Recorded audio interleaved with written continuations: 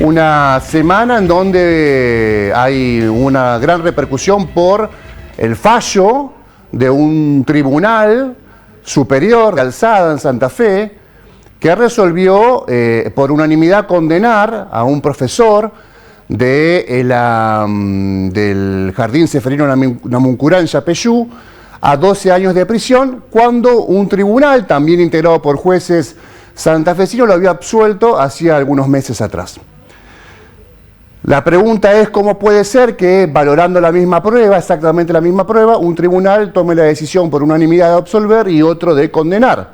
Vamos a tratar de responder esa pregunta en un rato nada más, junto a una periodista del portal Periódicas, un portal especializado en este tipo de informaciones, de noticias, que sigue habitualmente, que hace un seguimiento pormenorizado de las causas vinculadas a la violencia de género, a los abusos, que suele tener una mirada decididamente feminista, sin que eso signifique una mirada sin fundamentos, ¿no? Hay un trabajo en esas crónicas, muchas de ellas han instalado temas que en los medios de comunicación importantes, entre comillas, no aparecen o no aparecían hasta que Periódicas los abordó. Suele haber, insisto, un seguimiento que también es muy particular en nuestro medio en general, ¿no? No hay periodismo especializado, o hay muy poco periodismo especializado, o porque los medios tradicionales no apuestan a ese tipo de seguimiento. Fíjense, un mobilero. Hay excelentes mobileros que saltan de cubrir un juicio a el bache, a el problema de la luz en otro barrio, al problema de un perrito perdido y a muchas veces hasta incluso cuestiones vinculadas a lo comercial. Son excelentes, pero no se le puede pedir profundidad, enfoque a un todoterreno que tenga que estar atento a cada una de las temáticas y todos los días.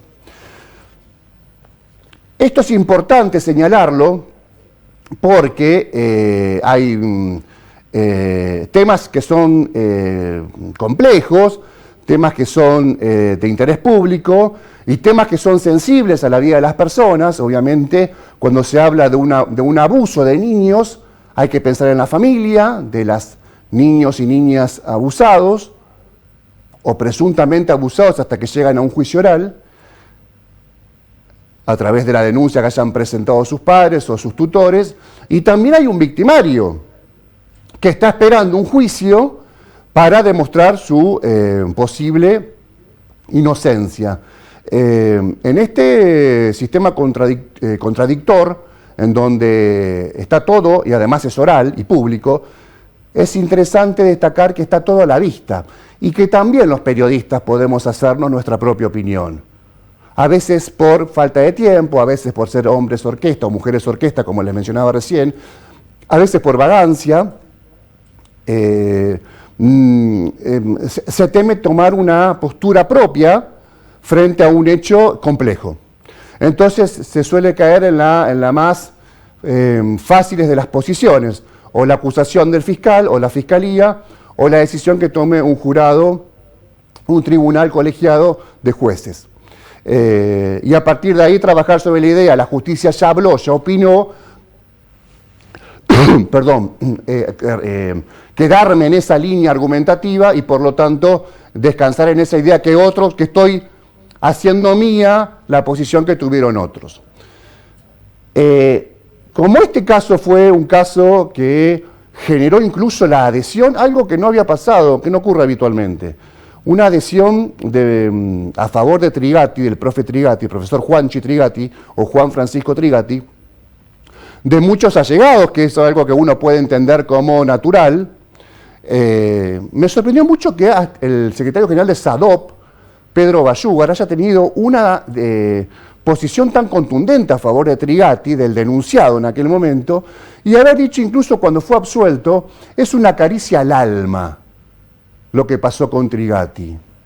Es raro, es jugársela mucho a favor de alguien que no estuvo acusado de cruzar un semáforo en rojo o de una falta menor, ¿no? Que llegó a juicio denunciado por 5 casos de abuso o presunto, cuando está la denuncia, tenemos que hablar de presunción, cuando se llega a juicio y hay un fallo, de una decisión judicial de abuso sexual. Y bueno, y el arzobispado, obviamente, que siempre juega su rol importante en los casos donde tiene órbita sobre las escuelas, que tiene cogestión pública y que suele tener este tipo de comportamientos, ¿no? Un comportamiento de bancar, no importa la situación, bancar y después ver, ir viendo, ¿no? Con el pulso de los acontecimientos, ir viendo qué termina resolviendo. Para lo que hacemos periodismo de hace un tiempo a esta parte, las últimas 2 décadas, lo vimos con el caso Storni, ¿no? Como el caso Storni fue primero encubrir y después callar. Encubrir, callar y mandar todo a Roma, como hicieron con Storni. Pero no es una cuestión tampoco de la Iglesia Católica en Santa Fe, es una cuestión en general del funcionamiento jurídico o de la defensa jurídica que contratan los arzobispados en América Latina y principalmente en Argentina. No quiero aburrir con esta presentación, porque además quiero hablar con Tamina Bichaín, que es una periodista de periódicas de este medio digital. Es un periódico feminista, es un periódico que, como les decía, tiene una mirada que no oculta, una oposición que no oculta, y una oposición que, además de no ocultarla, suele tener mucho fundamento. Y en este caso hubo un seguimiento de la causa de Trigatti y está Tamina Bichaín con nosotros vía virtual para hablar. ¿Cómo te va, Tamina? Buenas noches. Hola, ¿cómo están? Buenas noches a toda la audiencia. Bueno, gracias por atendernos. Contame vos cómo viste el proceso de Trigatti, las 2 decisiones de los jueces, primero absolviendo y después condenando, y después, si querés, después del trazo grueso nos metemos en alguna particularidad. Bien, sí, bueno, fue un proceso largo que, como vos bien decías, arrancó allá en 2021, en octubre, cuando se dieron a conocer estas primeras denuncias contra el profesor Juan Trigatti de la Escuela Ceferino Namuncurá, que, como vos bien explicabas, es una escuela católica que pertenece al arzobispado. Cuando se conocieron esas denuncias, bueno, fueron bastante públicas. Primero se realizó una denuncia y luego se sumaron otras 4 de otras niñas, en realidad de familiares de estas niñas, que denunciaban justamente abuso sexual por parte del profesor de educación física durante las clases de educación física en esta escuela. Se trataba de niñas que eran niñas de entre 3 y 6 años, que todas habían dicho, habían podido manifestar a algún familiar que les había sucedido algo similar a todas, es decir, que el profesor había abusado sexualmente de ellas durante las clases. ¿Qué sucedió? Que en 2024 se realizó comenzó el juicio, se realizó el juicio como corresponde, un juicio oral y público, y la resolución de los 3 jueces que estuvieron a cargo de ese juicio, que fueron Labanca, Busaniche y Torres, fue absolver al profesor. Mientras tanto la fiscalía como la querella, es decir, los abogados particulares que representan a las víctimas, o en este caso a los familiares de las víctimas, pedían 25 años de prisión para el profesor por cometer abusos sexuales con acceso carnal y abuso sexual simple en uno de los casos. Este tribunal en 2024, en agosto de 2024, tomó la decisión de absolver al profesor, justificando que las pruebas no eran necesarias para condenarlo por los delitos, que no se lograban probar los delitos. Entre ellos, las explicaciones que daba ese tribunal eran que los testimonios de las niñas y de un niño, porque un niño logró declarar en cámara Gesell también que había visto lo ocurrido, no eran suficientes y no eran testimonios que podrían conformar relatos válidos de niños. Es decir, no se le daba la validez necesaria a los relatos de los niños, entre otras cuestiones que tenían en cuenta para decir, bueno, no está probado estos hechos. Tamina, ahí te pongo un asterisco. Sí. Hay que aclarar, porque nosotros, vos más que yo, pero en general nosotros los que seguimos estos temas, podemos entender cómo funciona el proceso, cómo es la dinámica del proceso antes de llegar a juicio. Estamos hablando de cámaras Gesell que fueron cuestionadas en la instrucción, en la investigación, que una cámara resolvió que tenían legitimidad, que volvieron a ser cuestionadas y que volvieron a ser legitimadas dentro del proceso y que con esa legitimación llegan al juicio oral y público. Y que en ese sentido yo quiero que después hagamos un ida y vuelta respecto al fallo de absolutorio. Ahí se toma una lógica de entendimiento judicial sobre el testimonio de los menores, que es un testimonio que no está, digamos, homologado internacionalmente respecto al tratamiento que deben tener este tipo de declaraciones en cámara Gesell de los menores. Ibas creo que por ese camino antes que te interrumpa. Sí, claro, es importante aclarar esto que vos decís porque la cámara Gesell es un mecanismo que se utiliza en muchísimos juicios de abuso sexual en Santa Fe, sobre todo cuando tienen que ver con menores, pero la cámara Gesell también es un mecanismo por el que puede declarar una persona mayor, incluso a veces no víctimas, sino familiares, mayor de edad. Pero bueno, en los casos de los menores es un mecanismo muy útil, muy validado, esto es importante decir, es una prueba muy importante. No es la única prueba que se tiene en estos casos, pero sí es una prueba muy importante y muy contundente. Lo que se cuestionaba acá era justamente lo que decían los niños, algo que va en contra de muchísimos parámetros internacionales y acuerdos internacionales que tiene nuestro país y nuestra provincia en materia de derecho. Y se cuestionaba, bueno, que los niños se daba a entender que esto era una posición de la defensa de Trigatti, que luego, bueno, el tribunal el primer tribunal que juzga esto termina coincidiendo, que es que decían que los relatos en realidad estaban contaminados, que había un involucramiento de mayores o de las madres, sobre todo de estos niños, en esos relatos para que los niños dijeran eso que le habían dicho. Para resumirlo así simplemente, que habían sido influenciados por sus madres para decir lo que estaban diciendo, que era que el profesor las había abusado durante las clases en la escuela. Inoculados, aparte, dicen, inoculados, que después rebate el último tribunal esta expresión, inoculados por los familiares de las víctimas, ¿no? Y también este primer fallo hablaba de algo que también es gravísimo, digo, todo esto que estamos contando de, primero, no darle validez al relato de los niños, porque tal vez no es tan contundente como un relato de un adulto, digamos, ni tan lineal. Incluir esta teoría que está muy cuestionada y que incluso está prohibida, de decir que los niños son influenciados y pueden contar cosas que son inoculadas por sus familiares. También la cosa que tanto la defensa como el tribunal de la primera instancia terminan aceptando, que decían esto de que hubo un efecto contagio en las denuncias. Es decir, que como denunció una primera niña, después vino otra porque vino a denunciar otra niña porque escuchó eso que había denunciado. Es decir, que hubo como un efecto cadena, un efecto contagio, como una psicosis colectiva sobre esto. Bueno, eso es lo que dice el primer tribunal, que es el que termina absolviendo a Trigatti.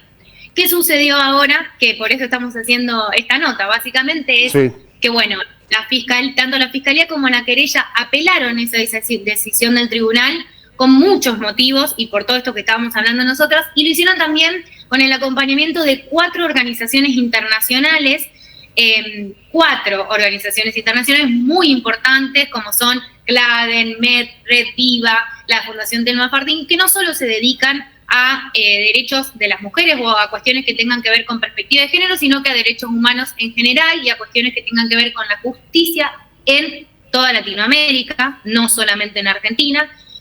También apelaron esta decisión del tribunal. En realidad lo que hicieron fue una amicus curiae, que es una herramienta que permite que terceros puedan tener voz en estos procesos. ¿Qué sucedió después de todas esas apelaciones y esta intervención de estas organizaciones internacionales? Que un tribunal, también conformado por 3 jueces, Sebastián Creus, Jorge Andrés y Alejandro Tizón, termina revocando esta primera absolución del tribunal de primera instancia y condenando al profesor Juan Trigatti a 12 años de prisión por cometer 4 hechos de abuso sexual con acceso carnal y un hecho de abuso sexual simple en contra de estas 5 niñas. Y este segundo tribunal es muy claro y muy contundente acerca de todo esto que estábamos hablando.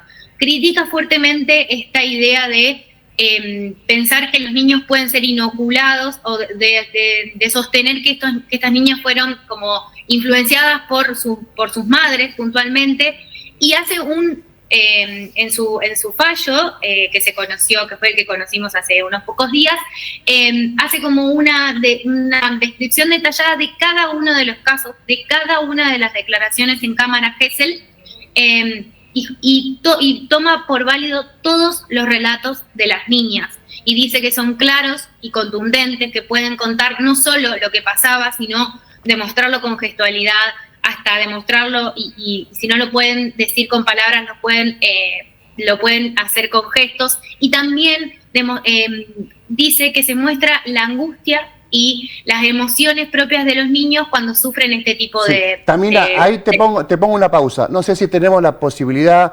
en la producción y los muchachos del control de tener nosotros tenemos tres capturas muy arbitrariamente elegidas, pero tienen que ver justamente con la descripción que hace el fallo de Jorge Andrés, al que adhieren después los otros dos jueces, Tizón y Sebastián Creus. Ahí vemos el primero. Si me permitiste, leo solamente una partecita. Dice, en su declaración, la niña, una de las niñas de las que venimos hablando, fue muy clara y concreta cuando se refirió a que me llevaba al baño, me tocaba la cola, era mi profesor Juan, cuando en la escuela. Asimismo, ante la pregunta de la entrevistadora, la niña señaló lo que llamaba la cola y aclaró que el tocamiento fue por debajo de la ropa. También contó que cuando iba al baño, con el profe Juan, la docente a la que llama Janina Ollani, estaba hablando con una chica de la escuela, refiriéndose con ello a que no le estaba prestando atención. Coincido con el acusador, dice el fallo, en que, si bien no puede poner en palabras la disciplina que impartía el profe Juan, la descripción de estar ella y sus compañeros transpirados, lo digo yo, esto es la importancia del detalle, cuando no queda asentado en audio y video un abuso. Esta es la importancia del detalle. Voy de vuelta. Coincido con el acusador, dice el juez, en que, si bien no puede poner en palabras la disciplina que impartía el profe Juan, la descripción de estar ella y sus compañeritos transpirados en el patio, sentados al sol, es una clara referencia que se encontraban llevando adelante una actividad física. Por ello, no queda menos que concordar con el fiscal en que la niña hizo referencia a las clases de Juan Francisco Trigatti. Esto no se valoró así en el fallo absolutorio. Y después habla de una controversia que hay respecto a una fotografía que la madre envía, la madre de una de las niñas, que se decía que la niña estaba en una camilla con las piernitas abiertas, y después se comprobó que no era así y que no se la había enviado a medio mundo, sino a las docentes que tenían relación con su hijita. Bueno, en una oportunidad, acá tenemos otra captura, dice, si bien su progenitora le había preguntado por estos hechos, la niña se lo negó, produciéndose su develamiento ante su tía, quien declaró que una noche anterior veo en los noticieros, las redes sociales y demás lo que había pasado con esta persona, y yo la reconocí porque mi sobrina iba a ese jardín. Reconoció el profesor, la nena misma lo reconoció. Al otro día intenté buscarle conversación para saber si ella fue una de las que también pasó por eso. Empecé a entrar en juego, a investigar, como preguntándole, entrejugando, cómo se llamaba el juego que hacía el profesor, y ella me dice, se llamaba, y atención, porque esto se repite después con el otro relato de las niñas, el juego del oso. Ella me decía que nos hacía contar 1, 2, 3, nos hacía correr hasta un tipo de paredón, no recuerdo bien, y cuando él se acercaba me metía la mano adentro del pantalón. Bueno, después da un detalle que es más íntimo. Esto que está en el fallo, en el último fallo de Creus, Andrés y Tizón, no fue valorado así por el primer tribunal colegiado que absolvió. Y esto es importante porque vos venías desarrollando muy bien la importancia de la declaración de un niño. Un niño no va a contar todo de una circunstancia, tiempo, espacio, qué tenía puesto el profe. Esto hay que trabajarlo mucho en la intimidad de la cámara Gesell, hay que trabajarlo mucho en la intimidad de la psicopedagogía y psicología, y obviamente no sale de una declaración de estas características. Por eso es importante, me parece también, creo que vos venías hablando de lo mismo, lo que terminan definiendo los jueces que revocan el fallo de primera instancia. Sí, ni hablar, sobre todo cuando se trata de niñas que tienen entre 3 y 6 años. Tal vez un niño mayor o una persona que no es mayor de edad, pero tiene 16 años, 15 años, puede contar esto de una forma más lineal, no sin dolor y no sin frenar por todo lo que esto causa.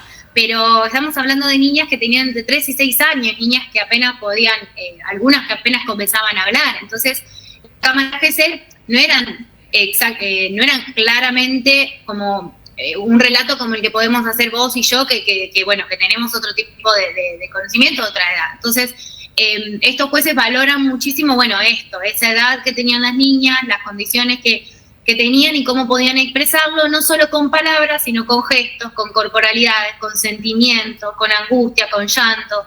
Y esto que vos leías es muy importante, esto de la foto, porque lo que terminan haciendo estos jueces es un análisis para poder corroborar que en realidad no existió este efecto contagio, porque la primera denuncia, la madre que hace la primera denuncia con la madre que hace la segunda denuncia, no habían estado en contacto y no se habían hablado sobre lo que había pasado. Es decir, la segunda madre que denuncia no sabía que la primera niña había denunciado por abuso sexual a su profesor. Y esto es muy importante porque es una teoría que sí mantuvo la defensa y que los jueces del primer tribunal sí dieron por constatada, que era que había existido este efecto contagio, que se había mandado una foto de la niña denunciando, haciendo la denuncia en el hospital y demás. Esto los jueces de la Cámara de Apelaciones dicen que esto en realidad no ocurrió de esa manera, sino que no hubo contacto entre estas dos denuncias.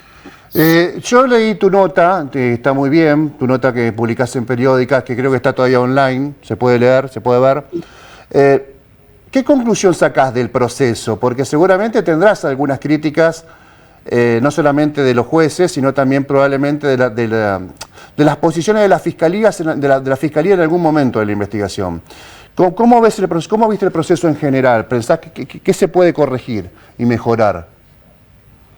Bueno, en general nosotras siempre somos muy críticas, y no nosotras porque, digamos, en general la población es muy crítica, primero de los tiempos de la justicia, digamos. Esto ocurrió en 2021, es 2025, y esas niñas y esas familias todavía están pasando por esto. Todavía están, primero, con una decisión de un tribunal, después escuchando otra decisión de otro tribunal, que entiendo que tampoco los deja conformes, porque la pena que habían pedido, por ejemplo, la Fiscalía y la querella, era muchísimo mayor. Esta persona que fue condenada ahora todavía no está presa, digamos, está libre, porque aún no se pidió la prisión preventiva, porque están esperando que quede firme esta decisión. También es entendible esa posición desde lo jurídico que tiene la Fiscalía. A mí me parece que lo principal es, todos estos tiempos, que hace 4 años que estas familias están atravesando por esto, me parece doloroso. Tanto las familias denunciantes como será la familia del condenado. Es muchísimo tiempo que las niñas crecieron con esto, siguen con los traumas, de acuerdo a todo lo que sucedió. Entonces, eso me parece lo peor y lo que más revictimiza a las niñas o a cualquier persona denunciante de casos de abuso sexual. Y no es la primera vez que pasa, eso también está bueno aclararlo. En segundo término, a mí me parece que fue que al ser tan público todo esto, al hacerse casi un reality de todo esto que iba pasando en muchos medios de comunicación, también esto me parece que afectó mucho. Digamos que esta crítica no es solo a la justicia, sino al tratamiento de muchos medios de comunicación, que por ejemplo pusieron la foto de la persona denunciada, ni bien fue denunciada, sin haber tenido todo ese proceso que hoy sí tiene en la justicia, y también mostrando a las familias en situaciones muy vulnerables y muy extremas. Entonces, la crítica tal vez no es solo a la justicia, sino también a todos como sociedad, de cómo hablamos de esto y de cómo juzgamos todo esto antes de que la justicia hable, que si bien tiene tiempos extensos y lentos, me parece que lo bueno siempre es esperar a que la justicia decida y entender, y tal vez, bueno, no todos tenemos acceso o no todos entendemos lo que dice la justicia. Leer un fallo es muy complejo, como lo acabamos de hacer, digamos, hay palabras y hay términos muy complejos, pero por ahí está bueno profundizar y entender por qué se absuelve a una persona, por qué se la condena, por qué se lo denuncia. Bueno, hay como cuestiones que dejan pasar y son muy importantes. Por otro lado, en cuanto al pedido, digamos que primero hubo una absolución y después hubo una condena a 12 años, me parece una distancia muy grande, porque por lo general una pena se puede apelar y a lo mejor se suben los años de condena o se disminuyen, pero esto es pasar de nada, digamos, de una absolución, de que una persona era inocente a que una persona es culpable y está 12 años en prisión, es llamativo. Habrá que ver si se hace algún análisis sobre lo que dijo el primer tribunal. La Fiscalía, por ejemplo, ya dijo que por el momento no van a hacer nada, que son las cuestiones típicas de la justicia. A mí me parece por lo menos llamativo, porque la verdad que no nos, más allá de que ahora ya es el segundo tribunal que toma parte en este caso, parece como que nada es seguro, ¿no? Como que nada es definitivo, y eso genera desconfianza en la justicia, genera dudas y bueno, y también peligra el acceso a la justicia de muchas personas. Tamina, yo sé que ahí tenés otro compromiso, y te agradezco mucho que te hayas conectado con nosotros. Dos cositas nada más te quería preguntar. Hablanos de Periódicas, así en 30 segundos. Periódicas es un portal especializado, feminista. Vos escribís dentro de Periódicas, y ¿qué más nos puedes decir? Bueno, Periódicas es un medio de comunicación, como vos decías, autogestivo. Somos 15 mujeres de Santa Fe que hacemos periodismo. Y que hacemos periodismo con perspectiva de género, que eso no quiere decir, como vos bien decías, una mirada sesgada, sino que creemos firmemente que es una mirada más justa de todo lo que nos pasa, sobre todo a las mujeres, a las disidencias y a los niños, que somos poblaciones muy vulneradas. Eso es Periódicas, así que pueden entrar a leernos, pueden seguirnos en nuestras redes sociales y bueno, dejarnos comentarios o consultarnos lo que necesiten. Y la última es hiperfrívola, al lado de lo que venimos charlando, que es hipercomplejo y serio. Tamina Bichaín, ¿cómo es ese nombre? ¿De qué origen tiene?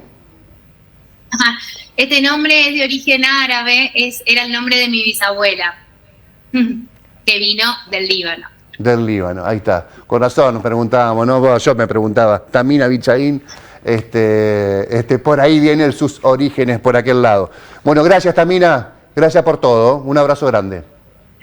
Gracias a ustedes. Gracias. Tamina Bichaín, excelente su reconstrucción, que debería ocuparnos 2 horas más para hablarlo, pero en media hora creo que lo hicimos, ella lo hizo de una manera impecable, de un fallo que revoca y opina contrariamente y absolutamente distinto al fallo anterior sobre la posición o sobre el rol o la responsabilidad penal del profesor Trigatti. Y aporto esto nuevamente, yo no sé qué puede salir de un tribunal en donde están personas que tal vez no reúnen los requisitos, los mejores, los más competentes para resolver sobre la libertad o la absolución de un juez, de un imputado. Me refiero a Pablo Busaniche y a Martín Torres.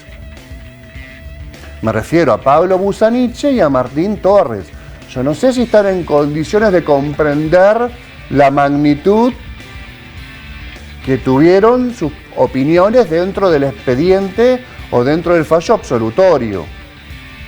Lo pregunto con total respeto, pero es una duda que me da vueltas en relación a su posible capacidad de comprensión de la magnitud y la complejidad que tenía esta causa.